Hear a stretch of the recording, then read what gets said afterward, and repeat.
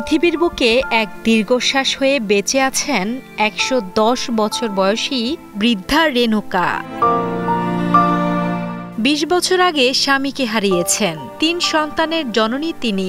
২ মেয়ে স্বামীর সংসারে, আর একজন মানসিক প্রতিবন্ধী ছেলে তার সীমাহীন দারিদ্রতার একমাত্র সঙ্গী। ভাঙাচোরা বেড়ার ঘরে মাটিতে বিছানা করে প্রতিবন্ধী ছেলেকে নিয়ে খেয়ে না খেয়ে জীবন পার করছেন নওগাঁ জেলার মহাদেবপুর উপজেলার সফাপুর ইউনিয়নের চকগৌরী গ্রামের এই শতবর্ষী বৃদ্ধা মা। আমার ১১০ বছর, ৩ জন ছেলে, এটা পাগল বেটা আর 2টা বেটি বিয়া দিয়েছি।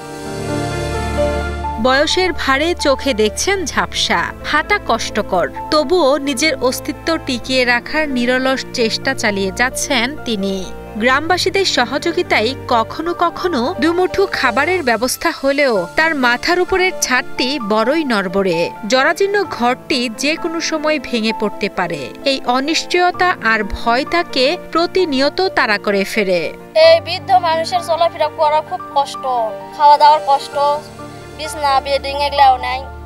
কোনো রকমে মাটিতে শুয়ে টুয়ে থাকে, মশারি টাঙ্গে, ঘর কখন বা ভাঙে ভাঙে যাওয়ার অবস্থা। ছেলে খুব পাগল।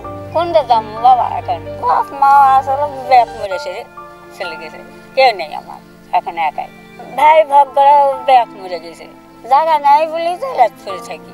100 বছরের বেশি বেঁচে থাকা এই মায়ের জীবন ভরে আছে কষ্ট, অভাব আর একাকিত্বে।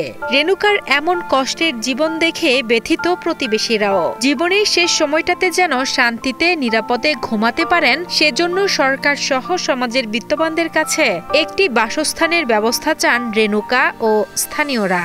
খুব কষ্ট করে থাকে। একটা বেটা ছিল, তাও পাগল, নেতিপুতি করে ভাত হয় না, কেমন করে দেখবে, এই জন্য খুব কষ্টের। কয়দিন আগে খুব অসুখ ছিল, আমরা এই গ্রামের লোকজন টাকা পয়সা দিয়ে তাকে চিকিৎসা করে ভালো করলাম।